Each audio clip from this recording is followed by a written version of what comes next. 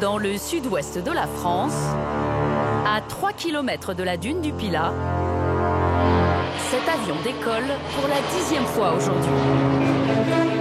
À son bord, 4 touristes et leurs moniteurs s'apprêtent à vivre une expérience sensationnelle.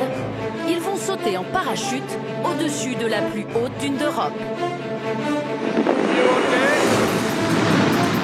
À 4000 mètres d'altitude, ce site grandiose offre un visage époustouflant.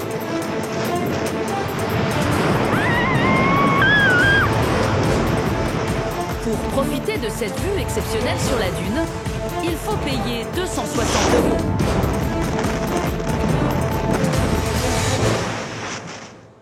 €. Et starter vertical, 4 voiles posées.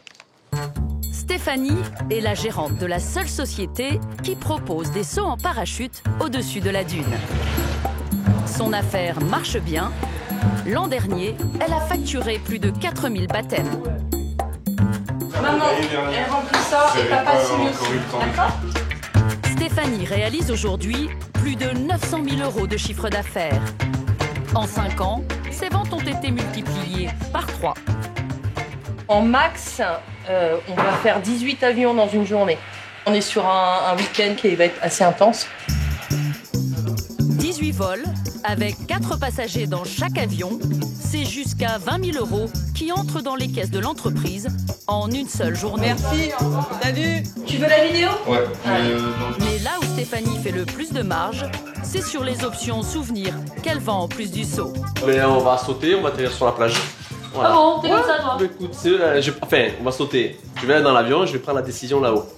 Le saut plage, avec le pack vidéo VIP, coûtera 500 € à Damien. À ce prix-là, il attend un traitement royal. Le saut VIP, parce qu'il atterrit sur la plage. Je vais boire le champagne pendant la chute, tout. Ah ouais ? Alors pourquoi je la connaissais pas, cette option ? Non, pas des cours, un truc comme ça, où tu vas... Mais ouais, non, mais on vend du rêve. Allez, on est à 2 minutes.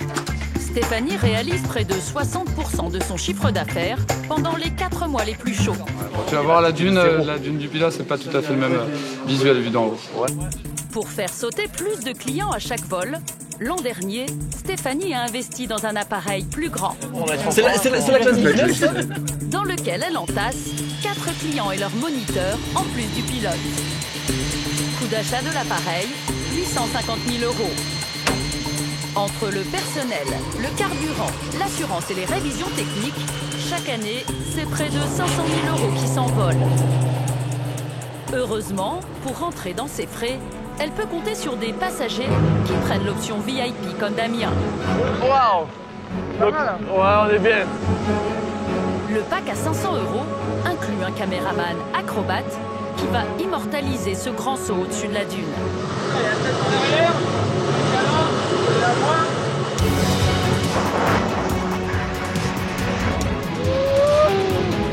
À ce prix-là, Damien a droit à la visite guidée, vue du ciel. On regarde là, c'est pas beau. Là, t'as le Cap Ferret, la dune du Pilat qui est là-bas. C'est la dune du Pilat, ça, là-bas. D'ici, ouais, c'est surprenant, hein, mais c'est la dune du Pilat. La marque Dune du Pilat, cette société est loin d'être la seule à en profiter pour faire du business. À 60 km de Bordeaux, sur le bassin d'Arcachon, se dresse la plus grande montagne de sable d'Europe, la dune du Pilat. Sculpté par le vent, ce trésor naturel de 107 mètres de hauteur est devenu une marque star du patrimoine français qui attire près de 2 millions de visiteurs chaque année. Il faudrait la même chose que pour nous, ça serait sympa. Cette manne touristique rapporte 170 millions € par an. Elle fait les affaires des petits commerçants de la dune. 5 t-shirts, un mug, 100 € tout rond. Comme des agents immobiliers. En première ligne, le prix des villas s'envole. Avec la rénovation, ça monte vite, hein, entre 2,5 et 3 millions. Celle-ci cherche preneur à 11,5 millions €. C'est la maison la plus chère de la côte atlantique et elle se trouve à peine à 2 km de la dune. Mais en haute saison, l'afflux touristique menace ce site classé. On se croirait à Paris pratiquement. On est en vacances, cool. Parking sauvage, déchets, érosion. Pour éviter l'anarchie, l'État joue les gendarmes. Elle voulait mettre une amende. Je prévenais simplement que les sports de glisse étaient interdits sur la dune. C'est pas Disneyland, c'est pas un parc d'attractions, on est sur un site naturel, il y a des règles. Les autorités dépensent 2 millions d'euros par an pour gérer et aménager le site. Ils exproprient aussi les propriétaires trop proches de la dune. On nous propose 250 000 euros, on ne peut même pas acheter un T1 dans le coin. On ne veut pas partir, c'est simple. Un coup de balai qui menace également les business alentours. Au moment du classement, on subventionne les campings et en 2019, on veut les faire disparaître. Comment ce trésor naturel a-t-il pu devenir la destination phare de la côte atlantique? Quels sont les commerces qui profitent de la notoriété de la marque Dunes du Pilat et les activités menacées par la reprise en main de l'État? Enquête sur ce sable qui vaut désormais de l'or.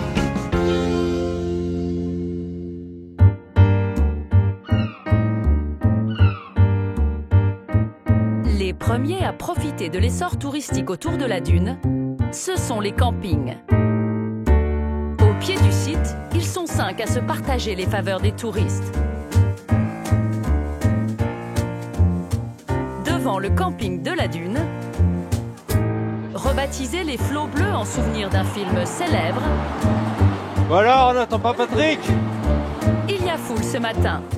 Ici, tout le monde s'arrête pour se prendre en photo. C'est l'avantage de ce camping sur ses concurrents. Bah alors, on n'attend pas Patrick? Il y a 13 ans, il a servi de décor au tournage du film Camping. Depuis, c'est devenu un passage obligé. À chaque fois qu'on a du monde à la maison, on fait la dune du Pilat et on s'arrête à chaque fois ici avec tous ceux qu'on connaît en fait. Enchanté, Franck. Franck Couder est le directeur du camping. Mais ça vous arrive souvent? Tous les jours, des centaines et des centaines. Oui. On a calculé, si on faisait payer la photo à chaque fois, on n'aurait pas besoin d'ouvrir le camping. Mais bon, c'est pas le but. Puis après, pourquoi pas passer par la réception, récupérer les tarifs, les plaquettes et puis en avant. Et pourquoi pas aussi passer à la boutique du camping située juste à côté. Les touristes repartent rarement les mains vides. Au départ, on est venu chercher de l'eau. Et puis on repart en fait avec un t-shirt, voire peut-être 2 t-shirts. Voilà. À la boutique, c'est clairement le film qui fait recette. Mais à la réception, ce sont les emplacements avec vue sur la dune qui s'arrachent. Aujourd'hui, il y a du monde, c'est chargé. C'est bien chargé. Les locations sont pleines, emplacement camping-car, je pense que c'est un des derniers, là, voilà. Ouais, ça fait un peu 15 août, là. Comme 35% des visiteurs de la dune du Pilat, William et Karine ont choisi l'option camping. Bonjour. Bonjour. Alors, vous avez réservé, mais ils sont pas encore. Okay. Sur un emplacement, camping-car, avec électricité. Pour 6 personnes, ça fait 132,12 € pour les 3 nuits. Soit 7 € par personne et par nuit. Un tarif imbattable pour dormir au pied de la dune. Merci beaucoup, madame. Profitez bien. Merci à vous. Et pour ce prix-là, ils ont en plus un sacré avantage. Une vue directe sur le site emblématique de la région. Après 5 heures de route depuis Cholet, près de Nantes, la famille découvre son emplacement. Simon, tu en veux? Oui. Elle est juste à côté, on la voit. On ne pouvait pas espérer être aussi près de la dune. C'est une très belle vue. Et comme dirait Simon en arrivant, c'est la plus belle chose de ma vie que j'ai vue. Vacances? En vacances. Piscine? Mais qui dit vacances au camping, dit forcément piscine. Et là, les campeurs risquent d'être surpris. Bon alors, et comment cette piscine là? Le camping de la dune est le moins cher des 5 campings alentours. Mais ici, pas de toboggan, ni de jeux d'eau, juste une trentaine de transats. Ah oui, c'est... Oh! Et 2 bassins pour rafraîchir jusqu'à 850 vacanciers en haute saison. Il n'y a pas grand-chose, mais est-ce qu'on a besoin de plus? Je suis pas sûre. Il y a du soleil, il y a la dune juste devant. Là, je pense que les enfants s'amusent, ils sont heureux, donc ça vaut tous les toboggans. Il n'y a aucun souci. Car le véritable atout de ce camping, c'est son accès privé et gratuit à la dune. Un escalier peu fréquenté, loin du tumulte de la zone touristique.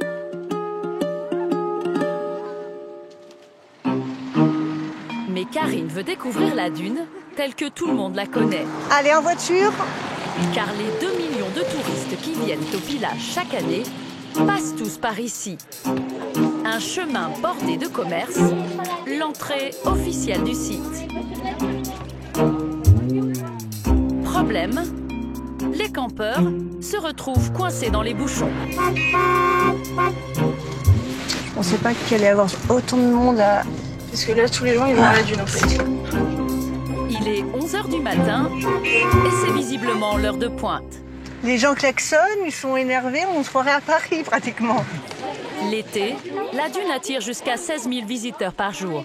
Là, il y a un petit peu de monde ici. L'entrée du site est gratuite et pour faciliter l'ascension des touristes, un escalier est installé chaque printemps. Coût de l'opération 30 000 € par an, financé par les collectivités locales. Dis donc là-bas, t'as vu Juline, là-bas c'est les escaliers, mais il y a tellement de monde que les gens ils seront à la queue leu, ils n'avancent même pas. Donc nous on va passer par là, d'accord? Ouais. Karine et sa fille préfèrent éviter la foule et grimper les 107 mètres de dénivelé par le sable. Allez, ouais, courage chérie. Allez. Après plusieurs minutes d'effort, c'est la récompense. Bon, vous avez vu cette vue là? C'est juste magnifique, hein? Ah, regardez.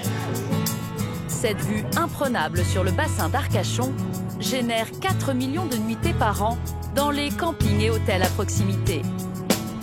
Sur les 2 mois d'été, 600 000 visiteurs viennent ici admirer un panorama unique en Europe.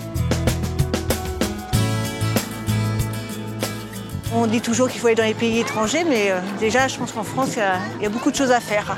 Donc, on a la chance d'avoir un beau pays. Il faudrait la même chose que pour nous, ça serait sympa. Mais c'est loin d'être gagné. Au premier trimestre 2019, la fréquentation du site a encore bondi de 60%. Et certains visiteurs cherchent désormais à s'installer dans la région. Depuis plusieurs années, le bassin d'Arcachon connaît un véritable boom immobilier. En 5 ans, les prix ont augmenté de près de 30%. Pour atteindre 7 500 € le mètre carré en moyenne au Pilat-sur-Mer. Le long du littoral, les agences immobilières poussent comme des champignons. 12 au total, dans un rayon de 3 km. La plus proche de la dune, Pilat Immobilier. Dirigé par Patrice Guigaud. C'est magnifique. Depuis 25 ans, il vend des maisons autour de la dune. Là, c'est une villa qui a été construite dans les années 50. Et c'est une villa qui est de plein pied et qui a une très très belle vue, une ouverture sur le banc d'Arguin et sur le bassin. Voilà. Cette villa de 200 mètres carrés vient de trouver preneur pour 1,6 million d'euros. Ce qu'on achète aussi, c'est pas spécialement une maison, c'est surtout l'emplacement. C'est ce que vous voyez là. Là, on est à 300 mètres de la dune. L'agent immobilier a touché 40 000 € de commission, soit 2,5% du montant de la transaction. Mais Patrice voit plus loin. Pour développer son business, il propose un service supplémentaire. Elle va être entièrement rénovée, il y aura des gros travaux pour la rendre moderne. C'est son deuxième métier, conseiller ses clients après la vente dans la phase d'aménagement. L'agent immobilier a fait réaliser cette présentation 3D qu'il facture en plus de sa commission de vendeur. Pour cette mission d'expert, il a touché 30 000 €. Au final, pour les acheteurs, l'addition est salée. Avec la rénovation, ça monte vite, hein, entre 2,5 et 3 millions. Une fois le chantier terminé, Patrice a encore une prestation à vendre à ses clients. Il enfile alors sa veste de gestionnaire immobilier. Nous le retrouvons à son bureau, au milieu de toutes les clés des villas dont il gère la location. Plus d'une quarantaine au total. Les clients qui font construire une villa comme ça, quand ils sont pas là, ils me la donnent en location. Ils achètent, ils investissent, c'est un produit financier pour eux. Ils veulent le rentabiliser au maximum. Et vous êtes là pour ça? Et je suis là pour apporter tout le service du début à la fin. Vente, aménagement et location, un business circulaire lucratif pour Patrice. Il empoche plus de 100 000 € de bénéfices par an. Et contrairement à ses concurrents, lui ne craint pas le leader mondial de la location de vacances. Mieux, il en a fait un allié. En cette fin de journée, l'agent immobilier a rendez-vous avec 2 touristes suisses. Venez, venez, venez. Elles ont loué 7 maisons via le site Airbnb. La villa s'appelle Mon Joujou. Pourtant, de Pila Immobilier qui leur fait la visite. Venez voir. Vous avez une chambre ici avec un lit de 160. Celle-là, elle communique avec la salle de bain des deux côtés. Patrice gère les réservations d'une vingtaine d'annonces Airbnb et reverse 3% du montant des locations au site américain. Regardez ce salle d'eau aussi, c'est joli, hein? Oui, très joli. L'évier aussi avec la robinetterie. Ah oui. Elle a un charme fou, cette maison. L'été, Patrice la loue 3 000 € la semaine. Lui prend 500 € de commission pour l'accueil, alors il est aux petits soins avec ses touristes. Venez voir. Je vais vous montrer davantage quand on est sur la plage. Il y a 5 km de plage quand même, c'est joli, hein? Et après, vous avez la dune du Pilat. Comme la majorité des agents immobiliers de la région, cet enfant du pays doit la bonne santé de son business à une famille. Son nom est indissociable de cette station balnéaire. C'est simple, il est partout. Jusqu'au nom des rues. Le Pilat, c'est les villas gommes. Ça, c'est une gomme des années 20. Ça aussi, c'est une villa gomme. Ça, c'est du gomme, c'est du 100% gomme. Elles ont l'architecture un peu basque. En 3 générations, la famille Gaume a fait sortir de terre plus de 4000 villas sur le bassin d'Arcachon et 6 hôtels autour de la dune, dont cet établissement 5 étoiles. Ça permettait de faire venir les amis des amis qui séjournaient ici et qui leur vendaient un terrain pour construire. Voilà, c'est comme ça que ça a démarré.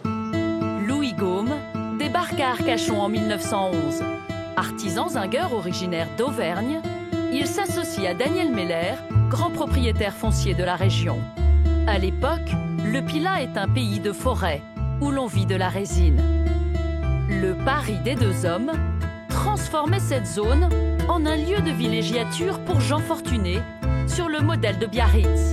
Face à l'océan, ils imaginent une station balnéaire à l'orthographe exotique.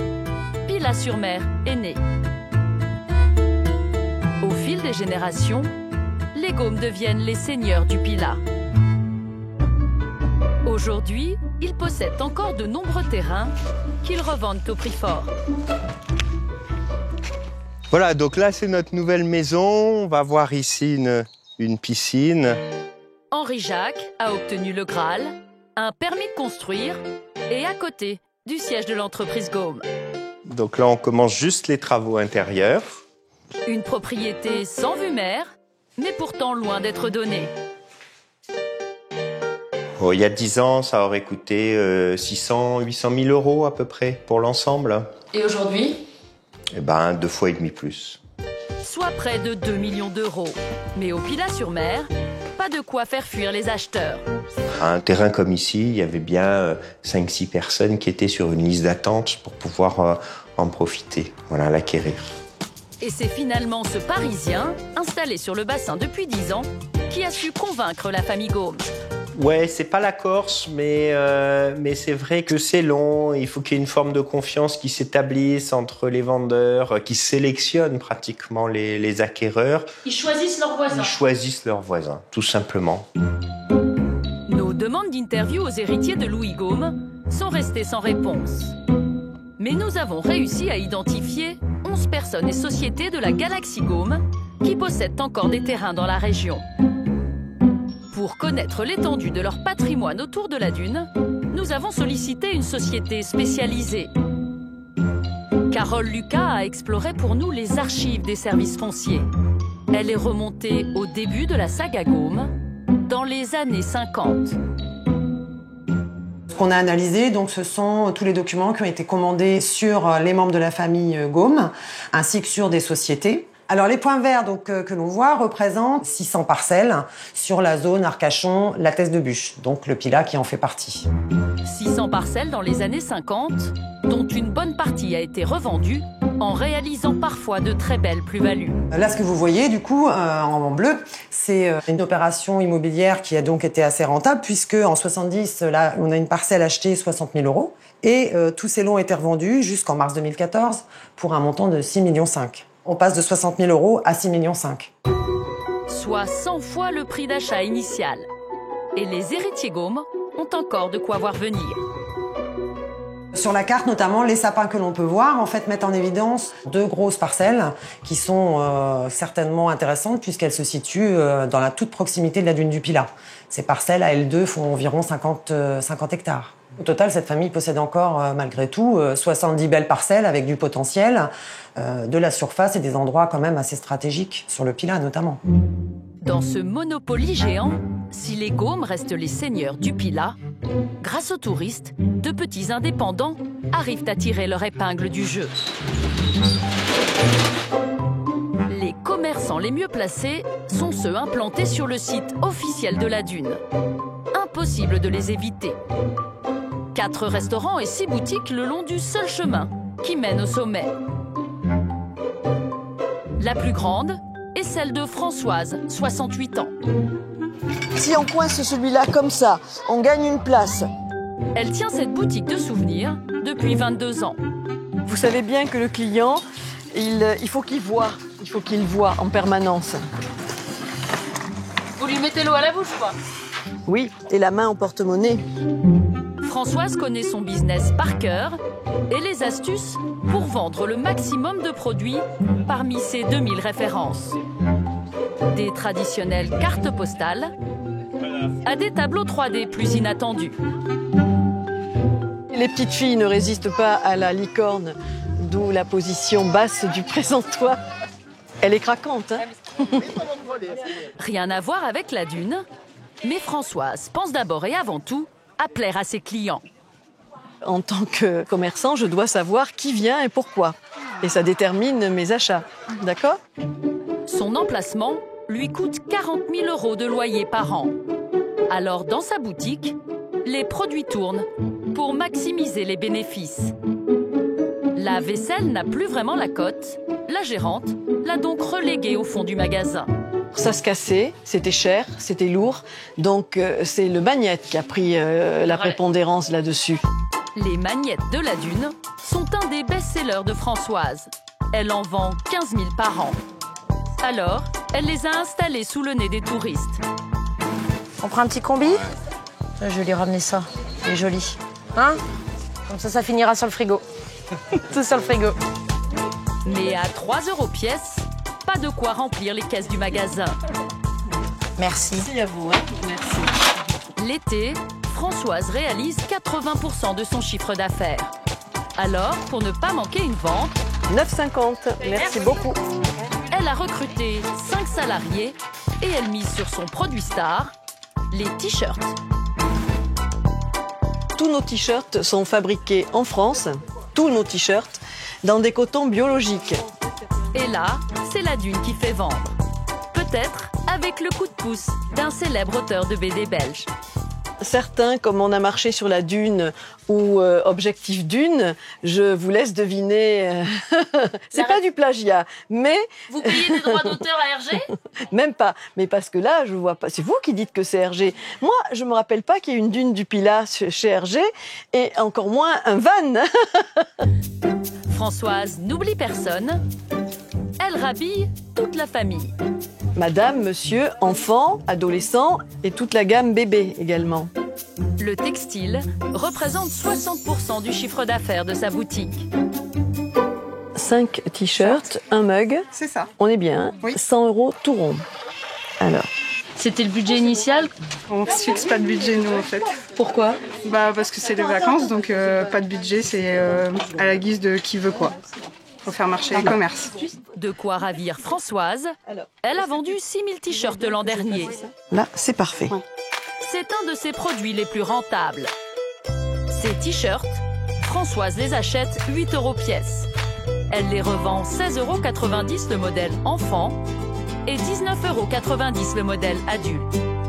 Il lui rapporte plus de 110 000 € de chiffre d'affaires par an pour un bénéfice net de 40 000 €. Merci beaucoup. Merci à vous. Cette saison, pour attirer encore plus de clients, Françoise a fait un drôle de pari pour un magasin de bord de mer, des sweats à capuche qu'elle vend 35 € pièce. Il fait très chaud en ce moment, depuis quelques jours, et nous vendons du sweat tous les jours. Donc on sait que ça n'est pas un besoin, c'est une mode. Et la mode, vous l'achetez. Et pour s'assurer que les clients l'achètent chez elle, la gérante a négocié une exclusivité auprès de son fournisseur. Ils ne me les vendent qu'à moi. Parce que sinon, c'est la guerre des prix. Et c'est à celui qui descendra pour vendre le mieux. Et c'est idiot, quoi. On peut pas travailler. Non, du tout. Jamais. Cette politique-là ne l'est pas. Jamais. Françoise réalise 300 000 € de chiffre d'affaires par an. Mais elle n'est pas la seule au pied de la dune du Pilat. Le long de l'allée centrale, 10 commerces se partagent le portefeuille des 2 millions de visiteurs annuels qui dépensent en moyenne 47 € lors de leur visite. Dans une boutique voisine, cette grand-mère a voulu faire plaisir à son petit-fils. Fais un bisou, Mimi. Fais un bisou. Merci, mamie. Elle lui a offert un kit de plage complet. Mamie. Allez, on y va, la dune. Allez, très bien. On est parti. Merci beaucoup. Merci. Au revoir. Les commerçants le savent bien. En vacances, les touristes dépensent plus facilement. Allez, loulou, monte. Pour Gabrielle, 2 ans, mamie a cassé sa tirelire. Alors, il y a le seau, une pelle à râteau, un petit arrosoir. Et ça vous a coûté combien 15 €. Vous trouvez ça comment? Très cher. Mais alors pourquoi vous l'avez pris? Parce que c'est mon petit. Avec un seau comme ça, une pelle comme ça, on peut faire que Versailles. Direction le sommet de la dune pour les grands travaux. Waouh! C'est bon, mon loulou! L'été, la dune du Pilat a des airs de bac à sable géant. Tiens, mon loulou, tiens, ratisse. Ratisse la dune! Aux 4 coins de la dune, c'est même la foire au selfie. Les touristes n'ont qu'une idée en tête, se photographier devant le monstre de sable. J'ai réussi à faire une photo sans personne. C'est un miracle. Pour éviter que le raz-de-marée touristique n'abîme ce joyau de la nature, le site a été classé en 1994. Et chaque année, les pouvoirs publics déboursent plus de 2 millions d'euros pour sa préservation et sa gestion. Travaux d'aménagement, propreté, sécurité et accueil des visiteurs. On va se mettre par là? Ça peut être pas mal. Claire est salariée du syndicat mixte de la dune du Pilat, l'organisme qui gère le site. Elle organise des visites guidées gratuites pour sensibiliser les touristes à la préservation de ce patrimoine naturel. Il y a des vols d'oiseaux au-dessus du banc de sable, du banc d'Arguin. Si vous regardez avec les jumelles, vous devez les voir voler au-dessus des zones vertes. C'est pas Disneyland, c'est pas un parc d'attractions, on est sur un site naturel qui est très très beau, certes, mais où il y a des règles. Il faut aussi respecter ces règles-là pour pouvoir revenir avec ses petits-enfants et ses arrière-petits-enfants. Et les règles, Claire doit régulièrement les rappeler aux touristes de passage. Elle voulait mettre une amende. C'est pas vrai. Non, je voulais pas mettre d'amende, je prévenais simplement que les sports de glisse étaient interdits sur la dune. Il y a des gardes qui sont sur le site régulièrement, justement pour contrôler à ce que les règles soient respectées. Du coup, est-ce que tu veux voir le phare du Cap Ferré après? Claire gagne 2 000 € bruts par mois. Pour surveiller le site, le syndicat mixte emploie aussi 2 gardes du littoral, Michael et Geoffrey. Il y a les visiteurs de la journée et les hommes de la nuit. Ils sont eux aussi salariés permanents. Depuis 2 ans, ils interviennent au coucher du soleil pour éviter les comportements dangereux. Vu le vent, on a toutes les fumées d'un barbecue. Petit barbecue, je pense. Messieurs, bonsoir. On vient vous voir pour le petit brasier en espace naturel. Tout feu est à 100% interdit. Vous êtes susceptible d'être verbalisé à hauteur de 135 €. Parce que voilà, ça peut vite se propager la moindre braise. Pas de PV pour cette fois. La police de la dune mise sur le dialogue avec des touristes qu'il ne faut pas faire fuir. L'effet soirée et paysage magnifique apporte vite son lot de surprises avec voilà, l'alcool qui peut couler à flot, mais feu plus alcool, c'est un mélange qui ne va pas très bien ensemble en espace naturel. L'an dernier, ces gardes ont fait plus de 250 rappels à la réglementation pour seulement 11 verbalisations. On a de la chance quand même là, on n'a pas de bout de verre, mais régulièrement on retrouve des gens qui nous mettent des bières dedans ou autre. Mais le vrai problème sur la dune l'été, ce sont les déchets.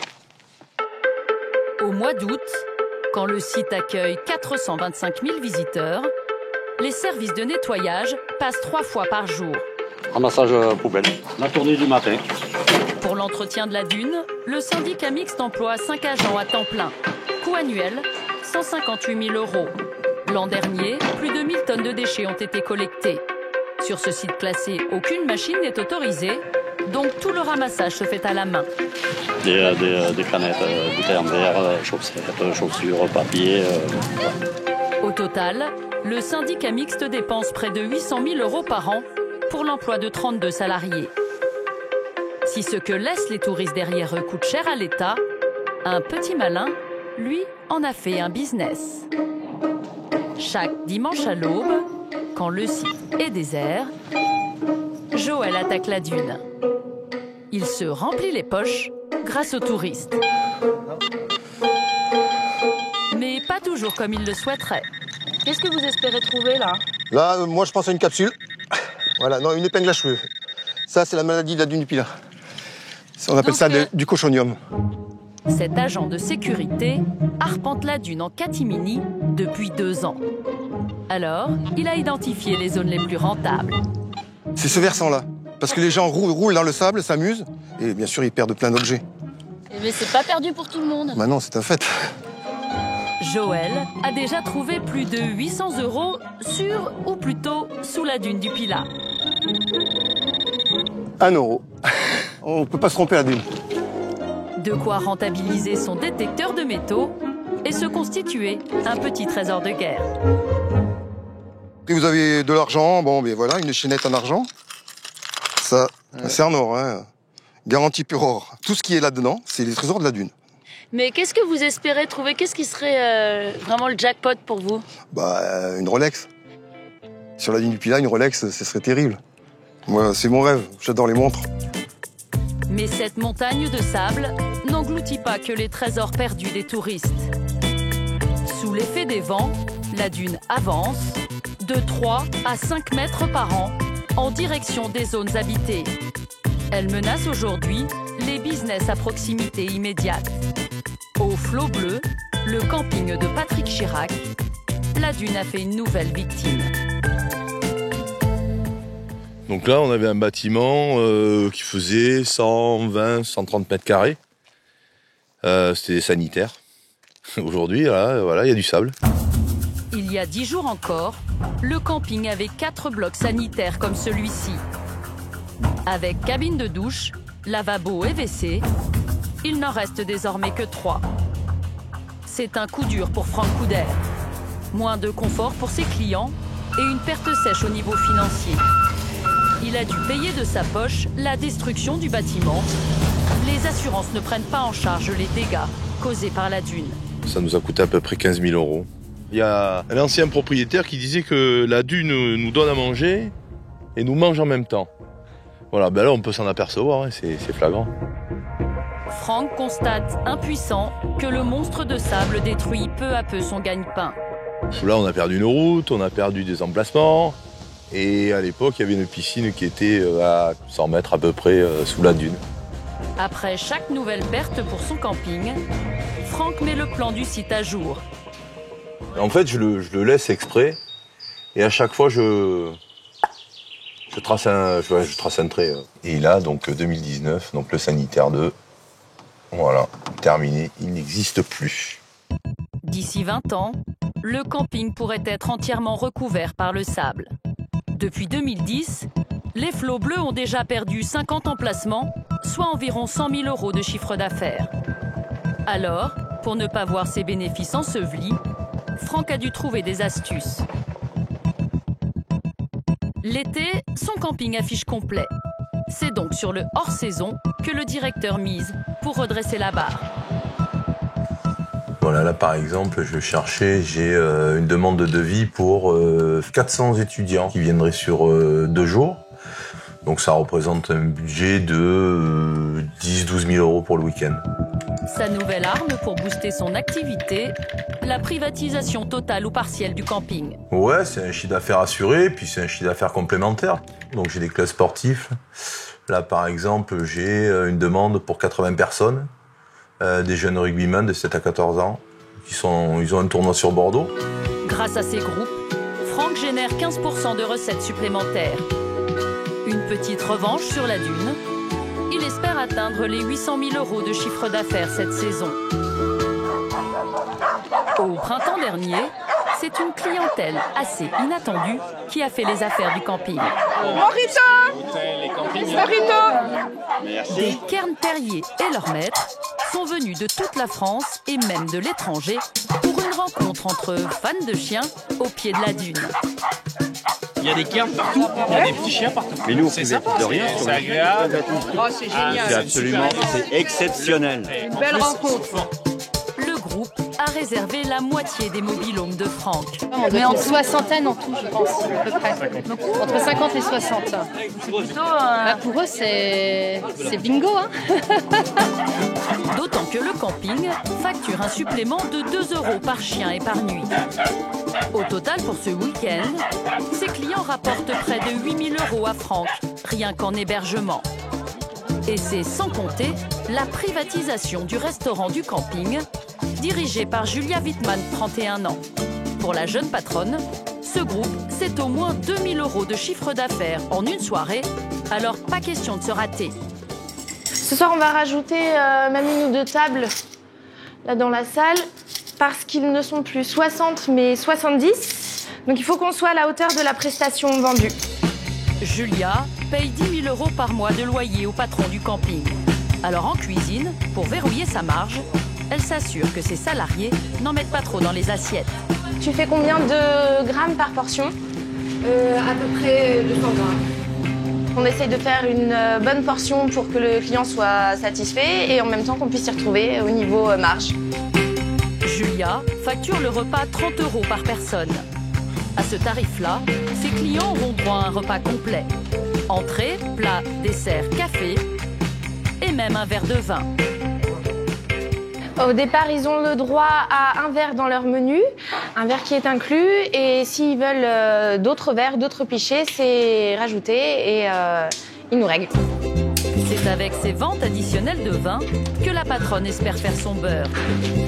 Le cubi de 5 litres pour notre domaine est à 9 €. Et nous, on vend le pichet d'1 litre à 11 €. Julia revend donc le vin 5 fois plus cher qu'elle ne l'achète.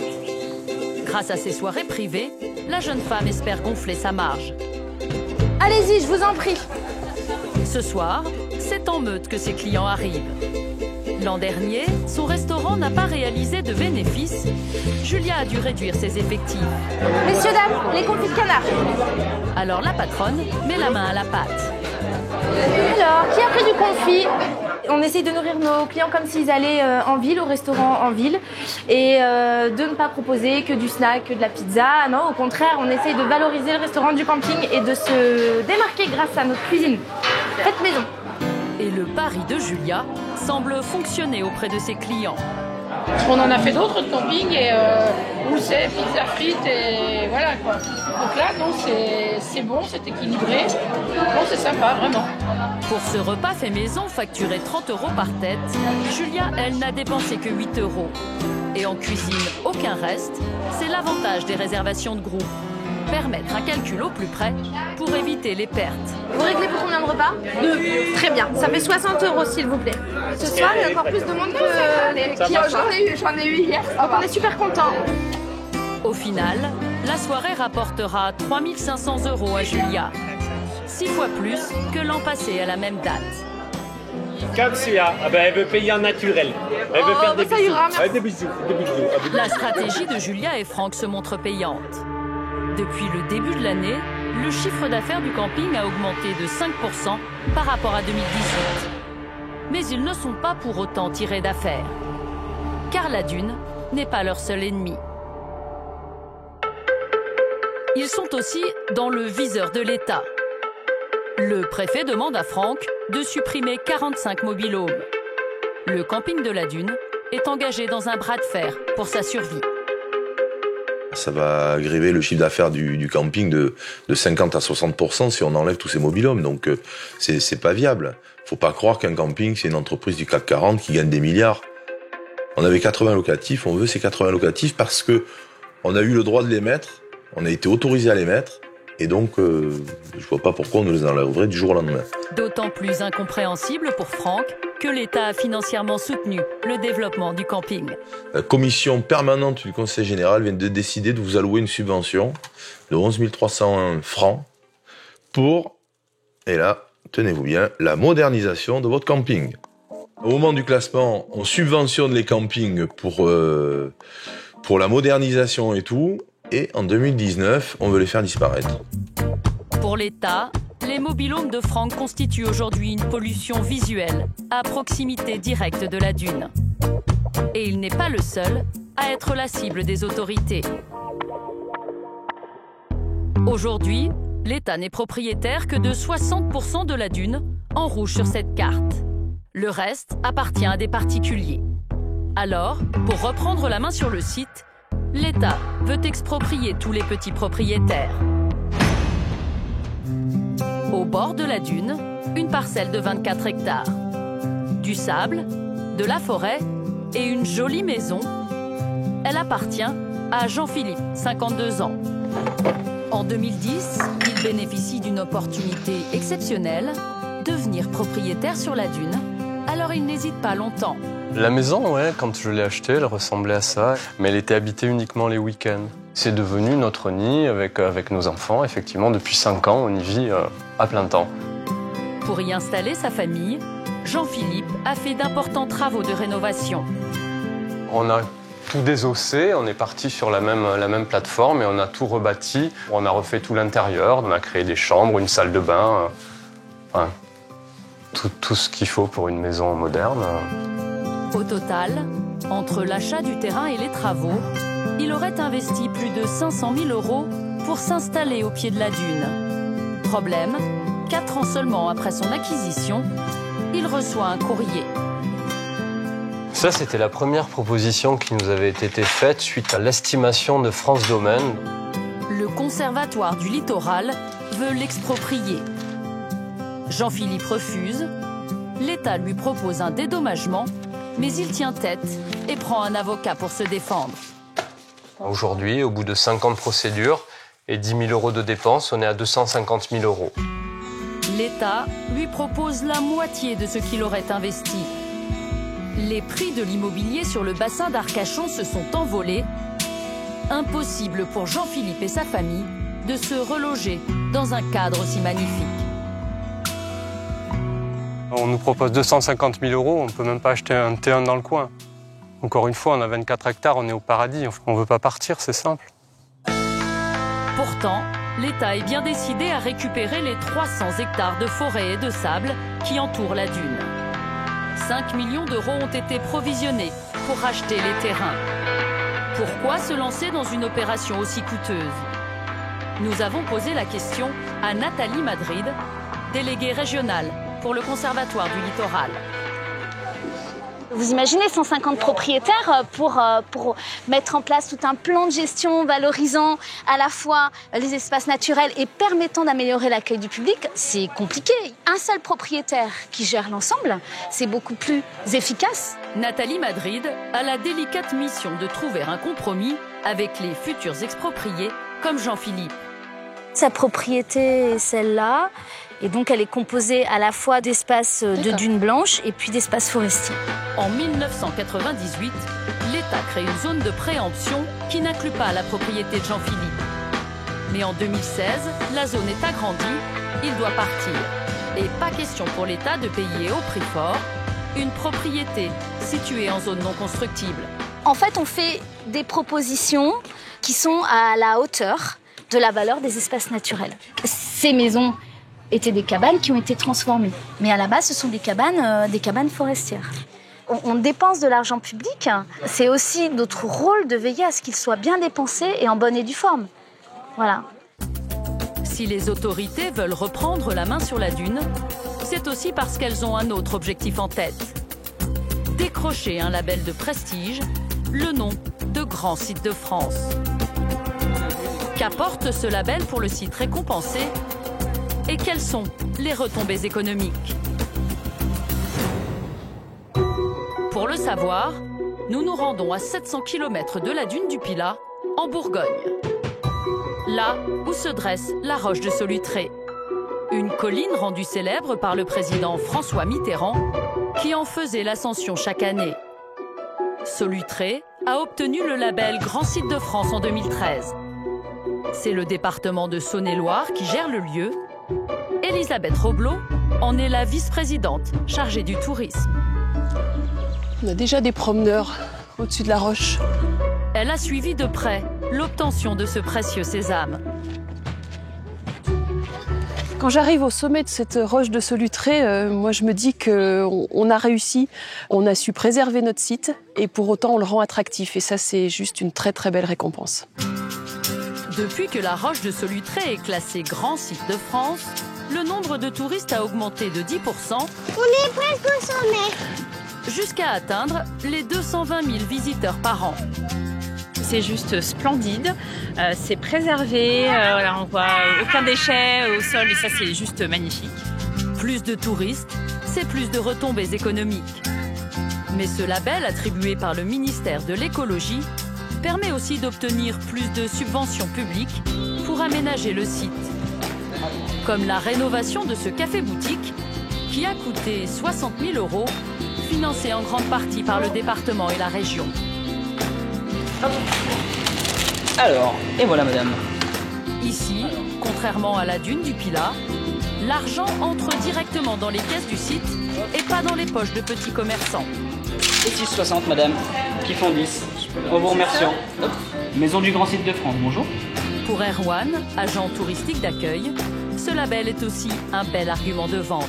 Le pouilly flissé qu'on va avoir là, spécial Grand Site de France. Si on avait une boutique d'air d'autoroute, les gens seraient déçus. On a cette labellisation et donc il faut qu'on garde cet esprit Grand Site de France. Chaque année, la boutique du site génère 200 000 € de chiffre d'affaires. C'est à peu près 35% du fonctionnement. Donc on a 200 000 € de recettes, je dirais, privées. Le reste étant une aide des institutions publiques. Les subventions publiques, c'est sur ce point que le label a le plus d'impact. Depuis l'appellation Grand Site de France, le département a multiplié par 9 ses aides à la roche de Solutré, contribuant par exemple à la restauration de plusieurs kilomètres de murs de pierre sèche. Bonjour Stéphane, comment allez-vous aujourd'hui? Ça va? Vous pensez en avoir encore pour combien de temps sur cette partie-là? Il faudrait un petit bois ou deux encore. Le label permet à la fois de financer la sauvegarde du site et en même temps des aménagements pour attirer plus de touristes. Deux missions a priori incompatibles. C'est une démarche qui est assez, quelque part, ambiguë et contradictoire. L'intérêt principal, c'est de préserver le site, de préserver l'environnement pour attirer des touristes. Donc vous voyez, c'est un petit peu contradictoire et c'est assez difficile, je dirais, à gérer. Au final, depuis l'obtention du label, les aides publiques à la roche de Solutré ont augmenté d'un tiers environ pour atteindre les 650 000 €. À la dune du Pilat, en attendant la précieuse appellation et ses retombées, le syndicat mixte a trouvé une solution encore plus profitable pour financer son développement, le parking officiel de la dune. Nous retrouvons Karine et sa famille venus camper au pied de la dune. On descend plus vite qu'on monte. Même si on est un peu essoufflé, non? Carrément. Lassés par la foule, ils décident de retourner profiter de leur emplacement. Mais une mauvaise surprise les attend. Allez, on est parti. Avant de pouvoir quitter les lieux, il faut payer le parking et ils ne sont pas tout seuls. En plein cagnard, il n'y a qu'un truc qui marche. Et là, il y a du monde, là. Ça, c'est tout ce que j'apprécie bien, moi. C'est la petite cerise sur le gâteau à la fin. Des petits trucs où tu viens en esprit nature, tu viens te balader en forêt, voir la dune, voir la mer. Du coup, et tu vas poireauter 3/4 d'heure pour payer la sortie du parking. Les tarifs sont affichés à l'entrée de 4 € pour une visite de moins de 2 heures à 10 € pour la journée. C'est 4 € pour avoir laissé la voiture sur un endroit naturel. Ça, c'est quand même le comble du capitalisme. Certains touristes semblent aussi surpris que William. 1 heure, 4 €. Ça fait un peu mal. C'est cher, hein? Le parking, c'est la vache à lait du syndicat mixte. Il permet au site de s'autofinancer. C'est simple, le parking génère 82% des recettes annuelles. Les loyers des commerces, 10% du budget. L'État ne finance que les 8% restants. Depuis 2008, le parking de la Dune a déjà rapporté plus de 10 millions d'euros, quand son acquisition n'a coûté que 2 millions. C'est donc une belle affaire et ses recettes pourraient encore augmenter. Car l'été, le parking est souvent complet. Une perte sèche et une situation qui provoque l'explosion du stationnement sauvage. On est arrivé du côté du parking, mais il était complètement plein. Et la seule manière d'y arriver jusqu'à la Dune du Pilat, finalement, c'était de faire quelques kilomètres en voiture et puis de se parquer, se garer ici. Ces touristes suisses ne sont pas un cas isolé. D'interminables files de voitures bordent les routes environnantes, mettant en danger automobilistes, vélos et piétons. 6,60, on est bien là. Ça fait 8 poteaux. Afin de sécuriser certaines portions de bitume, les autorités ont investi 8 000 € dans la pose de barrières. L'objectif du jour, c'est mettre une barrière anti-intrusion pour lutter contre le stationnement sauvage, le camping sauvage. Aussi pour que les pompiers puissent passer. Quand il y a énormément de voitures, l'accès est vraiment saturé. Donc on va fermer pour que les secours puissent arriver au cas où. Toutes ces voitures qui stationnent gratuitement, là, c'est bon. C'est aussi un manque à gagner pour le gestionnaire du site. La création d'un deuxième parking est à l'étude. Une des pistes envisagées, empiéter sur la forêt pour passer de 950 à 1600 places, soit 70% d'augmentation de la capacité d'accueil et des revenus qui vont avec. Fantastique. Il y a de l'air, ça sent pas la pollution. Mais les associations écologistes ne l'entendent pas de cette oreille. Jacques Storelli est avocat et président de 27 associations de défense de l'environnement. Il a fait bloquer le projet du syndicat mixte. Ici, le seul endroit où on peut poser un parking pour permettre aux visiteurs de venir, et encore plus de visiteurs, c'est ici. Donc sacrifier une forêt de 25 hectares. Puisque c'est ça le projet, les associations s'y refusent. Peu importe le manque à gagner pour le syndicat mixte, Jacques veut protéger la dune. Depuis 50 ans, il la voit disparaître peu à peu. Il y a 50 ans, la dune était dans cet axe-là. Elle a fait un bond en arrière considérable. La dune a reculé de 200 mètres en 5 décennies. Pour Jacques et les associations qu'il défend, le tourisme de masse amplifie ce phénomène et menace donc la survie du site.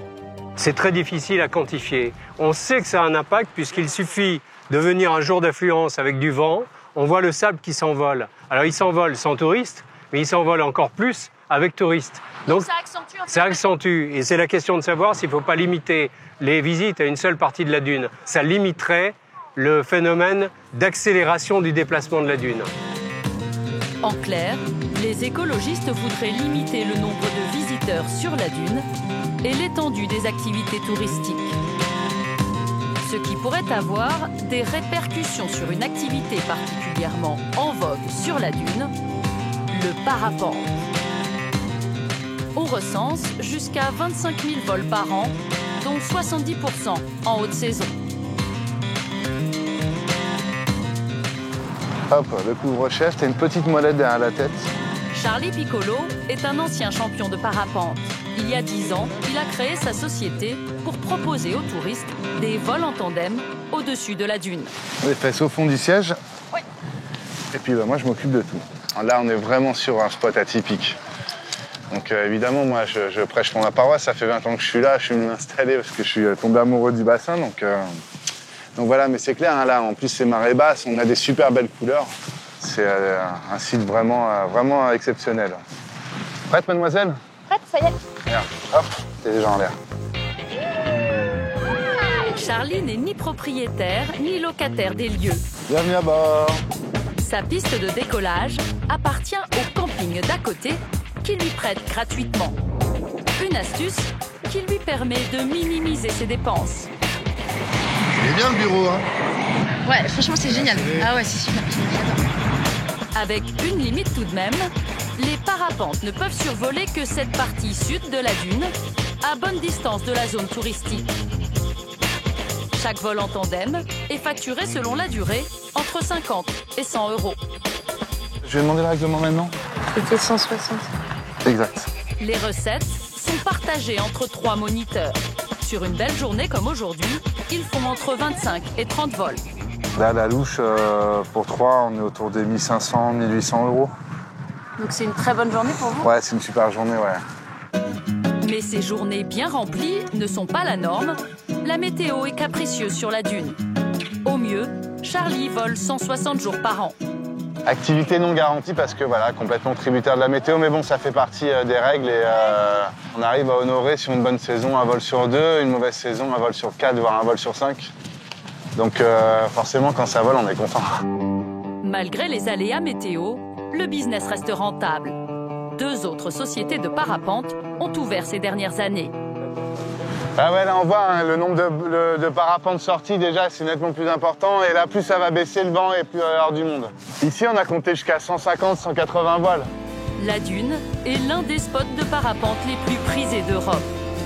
Les autorités envisagent une réglementation plus stricte du survol de ce site classé, mais Charlie reste optimiste. Les parapentes font vraiment partie du paysage. Ça fait longtemps hein, qu'il y a des parapentes sur la dune. Et on espère que ça durera encore longtemps.